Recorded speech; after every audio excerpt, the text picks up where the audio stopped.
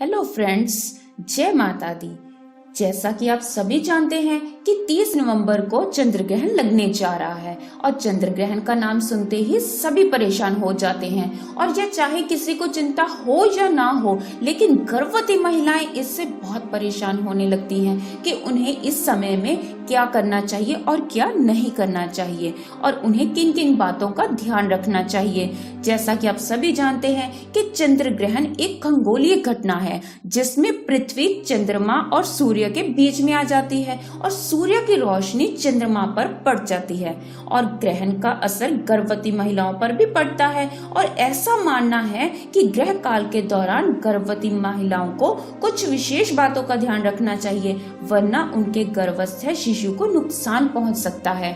इसीलिए इस वीडियो को पूरा देखें, और चाहे आप गर्भवती हो चाहे ना हो, क्योंकि अगर आप गर्भवती हैं तो आप खुद इन बातों का ध्यान रख सकती हैं। अगर आप नहीं भी हैं तो आप अपने आसपास किसी को भी आपको जानकारी होगी तो आप सभी को यह जानकारी दे सकते हैं कि वह क्या क्या कर सकती हैं गर्भवती महिलाएं। तो इसीलिए हम कहते हैं कि हमारी वीडियो को पूरा देखें और सुनना ना भूलें। यह चंद्र ग्रहण इस साल का आखिरी चंद्र ग्रहण होगा जो कि 30 नवंबर को लगने जा रहा है। इस दिन सोमवार का दिन भी है और साथ में कार्तिक पूर्णिमा भी है। दरअसल यह वृषभ राशि के जातकों पर रोहिणी नक्षत्र के स्वामी चंद्रमा है और इसीलिए इस बात से यह वृषभ राशि के जातक और रोहिणी नक्षत्र में लगेगा।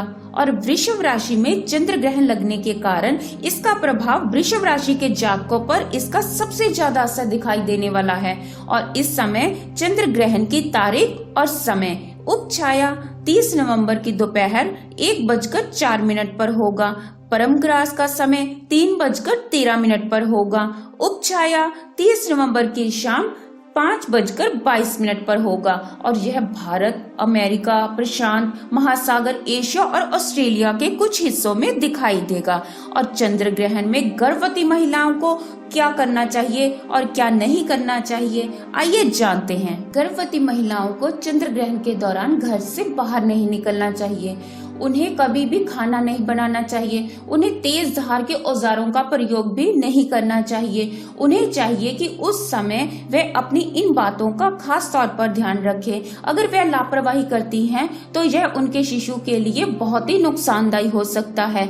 इसीलिए कहा जाता है कि गर्भवती महिलाएं इन सभी बातों का ध्यान रखें। और जैसा कि आप सब जानते हैं कि चंद्र ग्रहण के दौरान कभी भी कुछ नहीं खाना चाहिए। किसी इंसान को कुछ भी नहीं खाना चाहिए।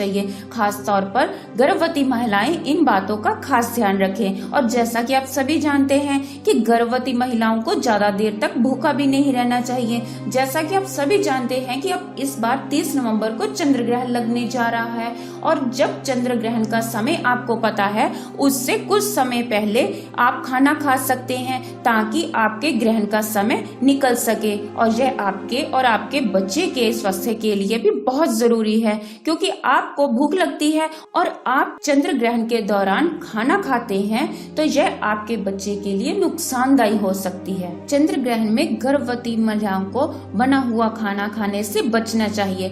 विज्ञान ने साबित कर दिया है कि ग्रहण के दौरान पैराबैंगनी और अन्य किरणों की रेडिएशन काफी मात्रा में बढ़ जाती है और इसका प्रभाव भोजन पर पड़ता है और यह हमारे लिए हानिकारक हो सकता है। इसीलिए ग्रहण के दौरान फास्टिंग करने का सुझाव दिया जाता है, क्योंकि उस समय खाना खाना हमारे लिए अच्छा नहीं होता। और यह चंद्र ग्रहण खत्म होने के बाद प्रेग्नेंट लेडी को नहाने की सलाह दी जाती है। वो इसलिए दी जाती है क्योंकि उस समय जो नकारात्मक किरणें निकलती हैं वो उनके और उनके बच्चों के लिए अच्छी नहीं होती, क्योंकि स्नान करने से वह पवित्र हो जाती हैं, उनकी किरणों का असर खत्म हो जाता है और जिससे उसके बच्चे को त्वचा संबंधी रोग नहीं होते। चंद्र ग्रहण के दौरान सूर्य की किरणें चंद्रमा पर पड़ने से कॉस्मिक रेडिएशन होता है, जिसमें कुछ हानिकारक बैक्टीरिया पनपने की संभावना बढ़ जाती है।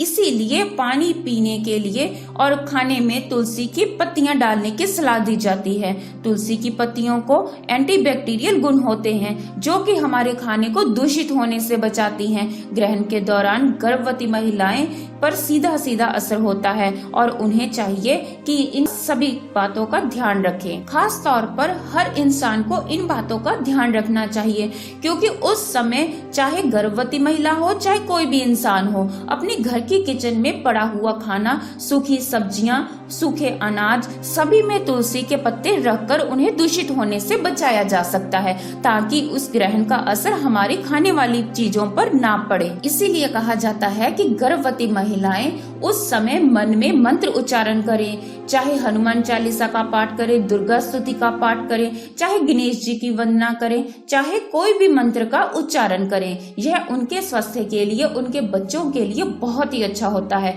इन सभी बातों का ध्यान आम इंसान को भी रखना चाहिए। उन्हें चाहिए कि उस समय अपने घर के मंदिरों के कपाट भी बंद कर दें और वैसे ही कमरे में बैठकर अपने मन में ध्यान करें, क्योंकि यह सभी के लिए अच्छा होता है। खासकर माताएं इन बातों का बहुत ध्यान देती हैं, क्योंकि बच्चों की फिक्र सिर्फ एक माँ को ही होती है। माँ को ही सताती है चिंता बच्चों की। चंद्र ग्रहण के दौरान व्यक्ति की भावनाओं में काफी बदलाव देखने को मिलता है।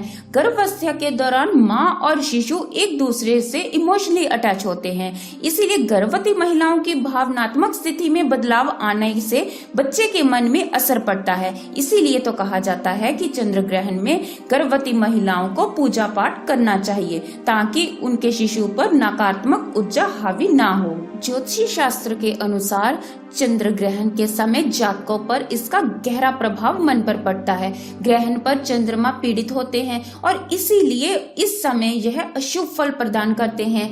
यह साल का आखिरी चंद्र ग्रहण है और यह वृषभ राशि में है, जिस वजह से इस राशि में जातकों को सबसे ज्यादा प्रभाव वृषभ राशि पर पड़ने वाला है। ऐसे में वृषभ राशि के जातकों को सावधानियां जरूर रखनी चाहिए, ताकि उन्हें इन बातों का पता होना चाहिए कि चंद्र ग्रहण के दौरान उन्हें कौन कौन सी चीजों का ध्यान रखना चाहिए और कौन कौन सी सावधानियां बरतनी चाहिए।